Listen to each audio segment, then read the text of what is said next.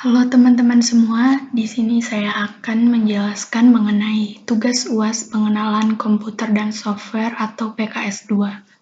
Sebelumnya, perkenalkan nama saya Indi Clarita Siregar dengan NIM 120370169. Saya dari Prodi Teknik Pertambangan TPB 16. Topik yang saya ambil untuk tugas UAS PKS 2 kali ini yaitu yang pertama, program operasi matriks matematika, dan yang kedua, program hukum Ohm fisika.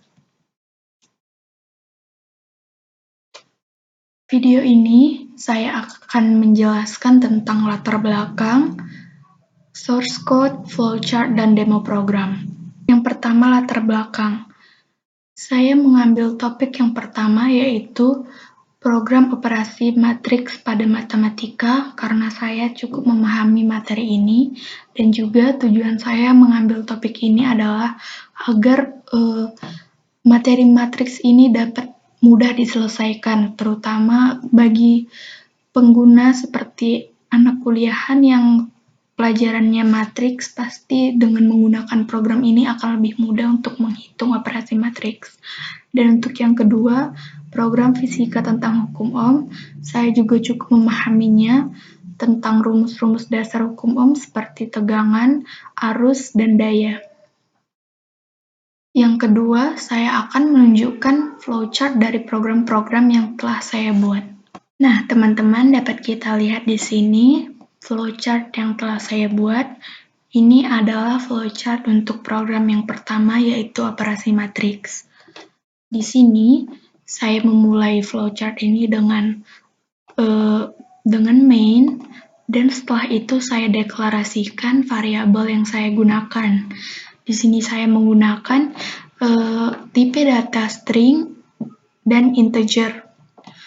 Selanjutnya saya di sini mengassign jumlah sama dengan 0.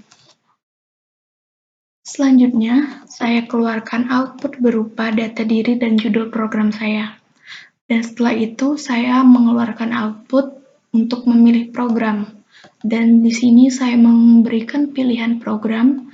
Pilihannya ada dua, yaitu menghitung nilai transpos pada matriks, dan pilihan kedua yaitu program mencari suatu bilangan dalam matriks. Setelah itu, saya keluarkan outputnya. Output kita beritahu kepada user untuk memilih pilihan pertama atau pilihan kedua, dan user akan memasukkan pilihan mereka di input. Setelah itu saya gunakan percabangan, yaitu percabangan if.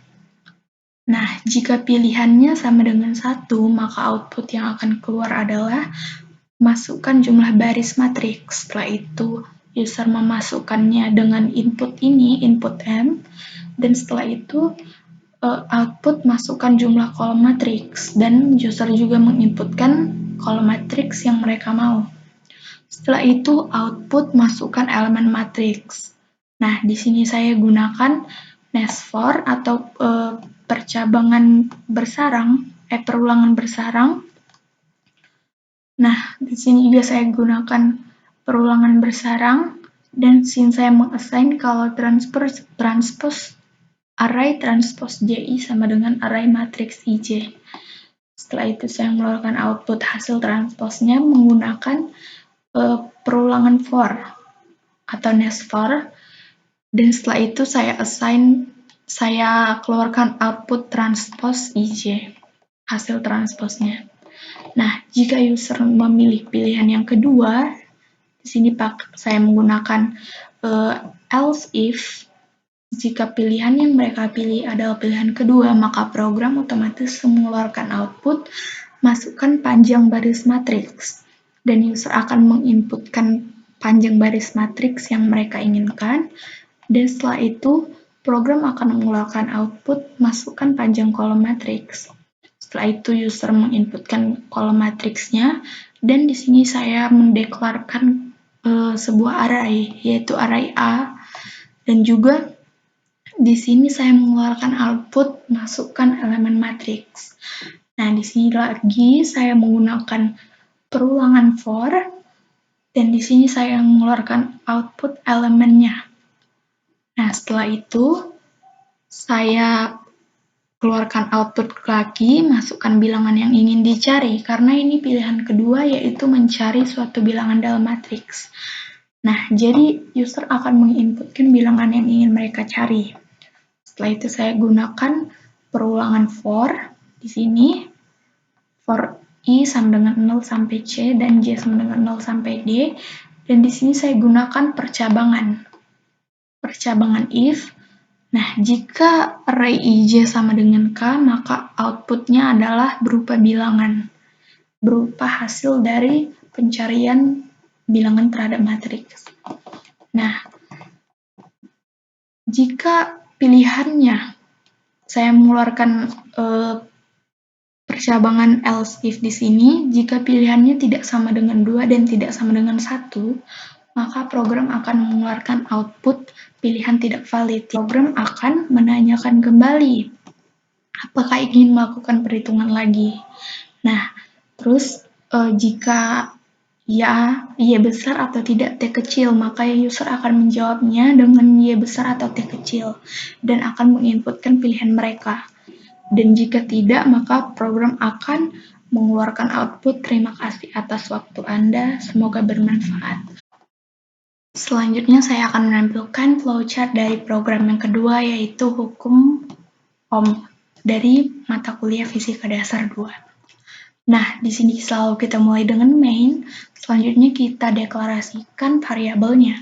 Di sini saya menggunakan tipe data real, string, dan integer. Setelah itu, setelah saya deklarasikan apa saja variabel yang saya gunakan, saya mengeluarkan output, silahkan pilih menu. Sini kita memberitahukan kepada user menu apa saja yang kita tampilkan di program. Nah, selanjutnya outputnya ini ada 5.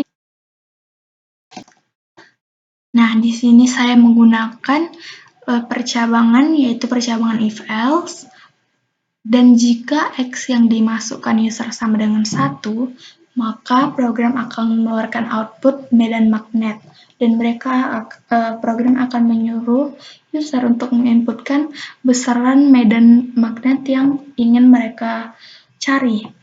Nah, setelah itu, program mengeluarkan output luas permukaan.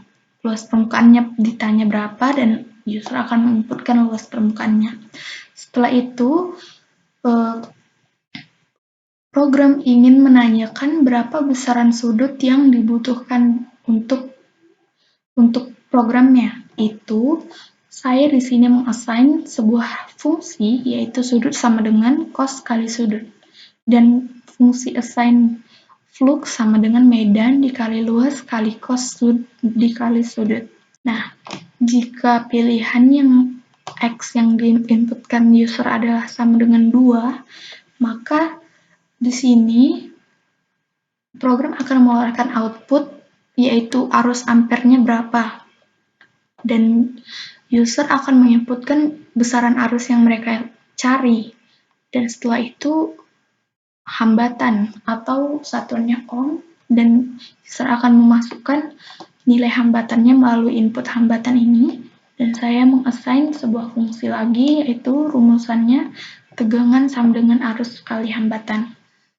Jika X yang diinputkan user itu sama dengan 3, maka output yang dikeluarkan adalah output tegangan atau volt titik 2. Jadi program menanyakan berapa besaran tegangan yang ingin dicari oleh user. Dan mereka menginputkan tegangan di sini. Dan setelah itu output hambatan. Dan user akan menginputkan besaran hambatan yang ingin mereka cari. Nah, di sini saya mengassign sebuah fungsi lagi, yaitu arus sama dengan tegangan kali hambatan. Nah, dan jika pilihannya itu X sama dengan 4, maka sama seperti sebelumnya akan mengeluarkan output tegangan, karena pilihan yang keempat itu mencari daya listrik. Jadi yang ditanya pertama itu adalah tegangan, dan user akan menginputkan nilai tegangannya. Dan selanjutnya output arus, dan akan diinputkan nilai dari arusnya. Sedangkan jika user memilih pilihan yang kelima, seperti ini, maka akan mengeluarkan hasil seperti ini, output tegangan atau dalam satuan volt, maka user disuruh menginputkan tegangannya, nilai tegangan yang ingin mereka cari.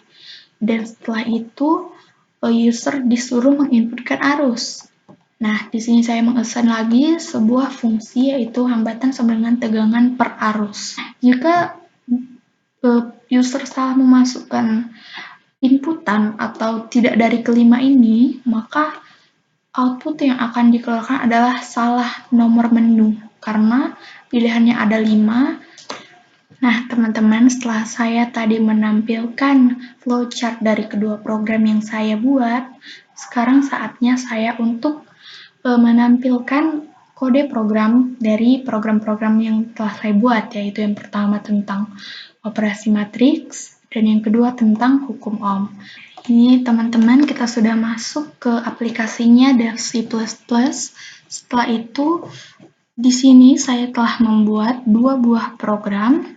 Ini program pertama tentang operasi matriks, dan program kedua tentang hukum Ohm, yaitu dari mata kuliah Fisika Dasar. Nah, untuk program yang pertama, saya akan menjelaskan program yang pertama terlebih dahulu. Pertama kita menggunakan ini, include IOStream dan using namespace std. Setelah itu, baru deklarasikan variabelnya. Di sini saya menggunakan char dan integer. Char yang saya gunakan yaitu pilihan dan lagi, dan terus integer yang saya gunakan seperti ini. I, J, M, N, dan array matrix, array transpose. Setelah itu saya menggunakan integer matrix 1, matrix 2 dengan menggunakan array, dan integer X, Y, A, B, C, D, K, P, Q, dan jumlah sama dengan 0. Setelah sampai di situ, barulah kita menampilkan pilihan-pilihan dari program ini. Nah, di sini saya menggunakan perulangan do. Setelah itu saya men-cout-kan pilih 1 atau 2, dan user akan memasukkan pilihan mereka, yaitu angka 1 atau angka 2. Nah, jika pilihannya sama dengan 1, maka keluaran yang akan dikeluarkan oleh program ini adalah seperti ini, teman-teman. Dan selanjutnya, masukkan jumlah kolom matriks.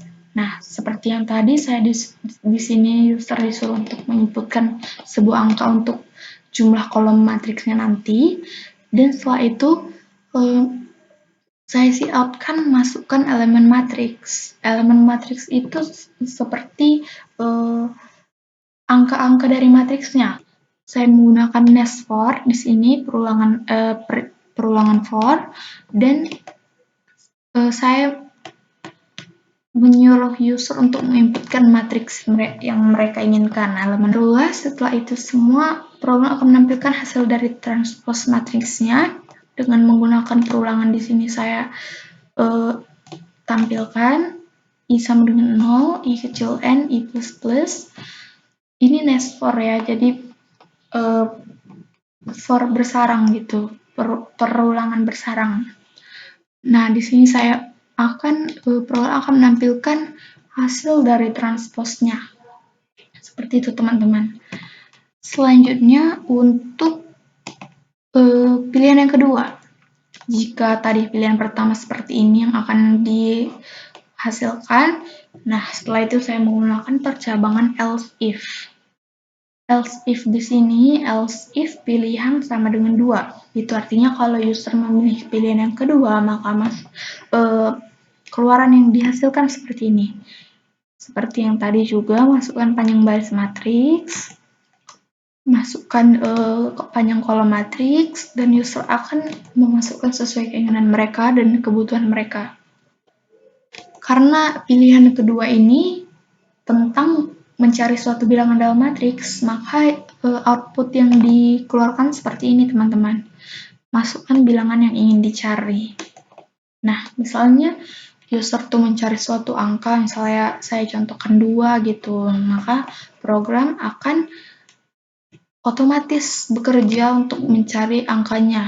Nah, jika pilihannya itu else if lagi, pilihannya tidak sama dengan 2 dan tidak sama dengan 1, artinya itu error ya. Pilihannya itu tidak valid karena pilihannya hanya tersedia dalam 2 tipe gitu.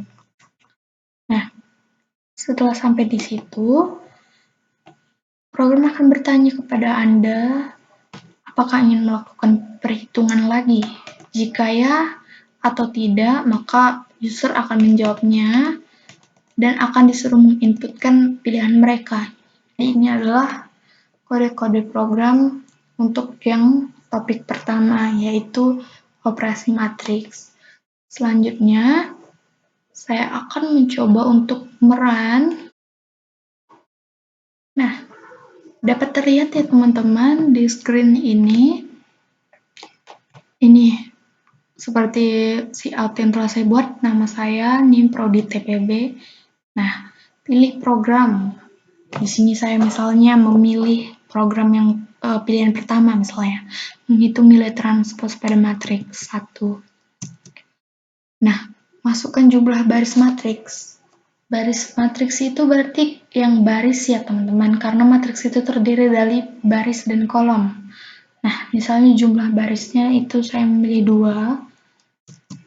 2 dan jumlah kolomnya 2. Jadi ceritanya di sini saya ingin matriksnya berorder 2 kali 2. Nah, masukkan elemen matriks. Elemen itu artinya bilangan-bilangan yang ada dalam matriks. Misalnya 1.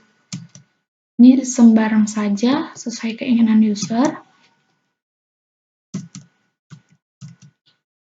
Nah, hasil transpose matriksnya sudah otomatis keluar, teman-teman. Nah, setelah keluar hasilnya, barulah program menanyakan kembali, apakah ingin melakukan perhitungan lagi? Jika iya, maka kita menjawab sesuai dengan ini. Misalnya saya keluarkan Y, saya inputkan Y, dan saya enter. Nah, maka program otomatis mengulang dari awal kembali. Nah, sekarang kita coba untuk merun pilihan kedua. Masukkan panjang baris matriks. Sekarang kita coba matriks yang berorder 3 kali 3 ya teman-teman. Nah, masukkan elemen matriks. Elemen matriks terserah saja angkanya berapa.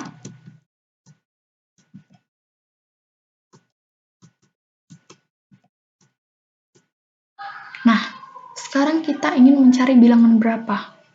Di sini saya coba untuk mencari bilangan yaitu angka 3. Nah, bilangan 3 terdapat pada matriks A. Seperti ini teman-teman. Saya akan menjelaskan untuk program yang kedua. Ini tentang hukum Ohm dari fisika ya. Nah, seperti biasa menggunakan include IOStream. Di sini saya menambahkan library yaitu include math.h dan using namespace std, yaitu integer main, dan saya gunakan tipe data float dan char. Setelah itu saya mengeluarkan output. Silahkan pilih menu. Di sini user akan diarahkan untuk memilih pilihan mereka sesuai dengan kebutuhan. Dan saya menyediakan 5 pilihan, yaitu yang pertama flux magnetik, yang kedua tegangan listrik, yang ketiga arus listrik, yang keempat daya, dan yang kelima hambatan. Pilih yang mana gitu, user harus memilih pilihan mereka dengan sin X gini. Nah, saya di sini menggunakan percabangan switch case ya teman-teman, agar lebih mudah. Untuk case pertama, cout-nya di-cout-kan medan magnet. Setelah itu luas permukaannya berapa dan akan diinputkan di sini di luas. Setelah itu program akan menanyakan tentang sudut. Nah, di sini saya ada 2 fungsi, yaitu fungsi sudut dan flux. Sudut di sini saya gunakan cos dikali sudut, dan untuk fluxnya sendiri yaitu sama dengan medan kali luas kali cos kali sudut. Barulah akan mengeluarkan hasil seperti ini. Keluaran flux magnetiknya adalah, berarti itu udah mengarah ke hasilnya, dan dengan satuan Wb. Yang kedua, pertama, sebelum itu pasti selalu diakhiri dengan break, itu untuk mengakhiri program case pertama. Dan untuk case yang kedua, seperti sebelumnya, user disuruh menginputkan besaran arus yang mereka cari dan besaran hambatan yang mereka cari, dan akan diinputkan melalui chain arus dan chain hambatan, Sin hambatan. Sini saya juga punya fungsi, yaitu tegangan sama dengan arus dikali hambatan. Untuk tegangannya sendiri, barulah mengeluarkan hasil seperti ini dengan satuan volt. Seperti ini teman-teman. Dan untuk case yang ketiga, user menanyakan besaran tegangan dan hambatannya. Tegangan dalam satuan volt dan hambatan dalam satuan ohm. Dan akan disuruh memasukkan seperti ini, fungsi sin untuk menginputkan dari usernya. Dan saya menampilkan di sini fungsi arus, yaitu sama dengan tegangan dikali hambatan. Selanjutnya, arus listriknya. Nah, ini adalah hasilnya seperti ini. Program akan mengeluarkan hasilnya seperti ini dalam satuan ampere. Untuk lebih jelasnya nanti ketika kita run ya teman-teman. Ini saya akan menjelaskan case yang keempat. Program menanyakan besaran tegangannya dalam satuan volt dan besaran arusnya dalam satuan ampere. Dan user akan menginputkan melalui Sin tegangan dan Sin arus. Dan saya menampilkan sebuah fungsi, yaitu daya sama dengan tegangan dikali arus. Dan akan mengeluarkan hasil seperti ini. Daya listriknya adalah dalam satuan watt. Untuk case yang terakhir, yaitu case yang kelima, user menanyakan tegangan dan arus dengan satuan volt untuk tegangan dan ampere untuk arus, dan akan dimasukkan melalui Sin tegangan dan Sin arus. Nah, untuk rumusnya sendiri yaitu hambatan sama dengan tegangan dibagi dengan arusnya. Nah, setelah itu barulah user programnya menampilkan hasil dari perhitungan hambatannya dengan satuan Newton. Nah, setelah itu barulah kalau tidak dari kelimanya, maka program akan menampilkan salah nomor menu atau salah memilih pilihan atau tidak terdeteksi gitu pilihannya.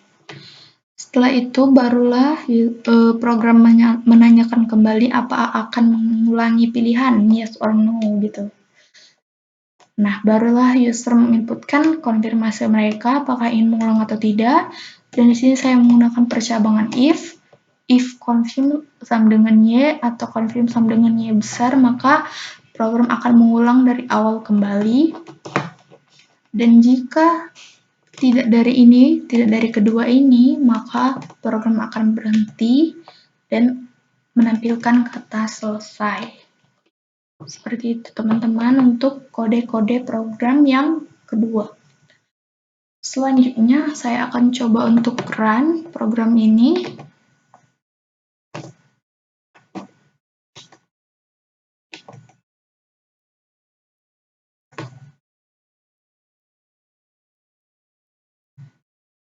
Nah, sudah lihat di screen saya. Seperti inilah tampilan hasil runningnya. Nama saya dan judul dari programnya. Silahkan pilih menu. Di sini ada 5 pilihan ya teman-teman. Misalnya saya ingin memilih yang ketiga, mencari arus listrik.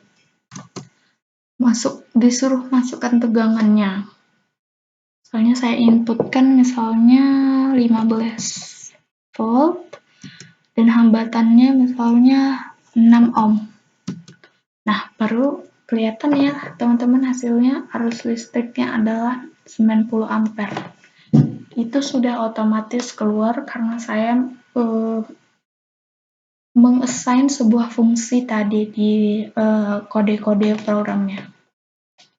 Apakah akan mengulang pilihan lagi? Ya, saya ingin mengulangnya lagi. Saya inputkan Y.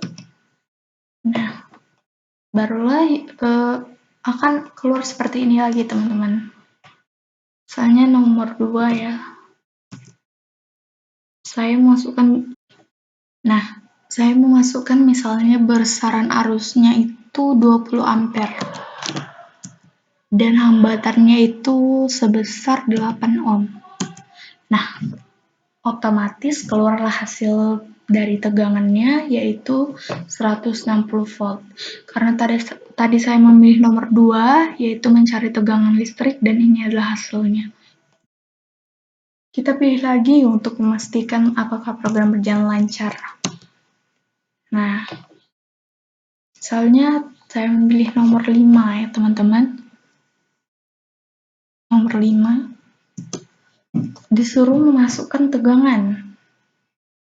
Bilang angkanya terserah saja. Di sini saya menggunakan angka 26 volt.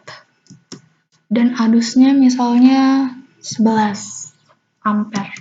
Nah, barulah kelihatan nilai hambatan listriknya seperti ini teman-teman, dalam satuan Newton. Nah, ini tadi hasil dari running untuk program yang kedua. Demikianlah hasil dari demo program saya, yaitu berupa hasil running dari kedua programnya. Saya tadi sudah menjelaskan tentang flowchart, kode program, dan hasil runningnya. Semoga video ini dapat bermanfaat bagi teman-teman, dan terima kasih bagi yang telah menonton ini.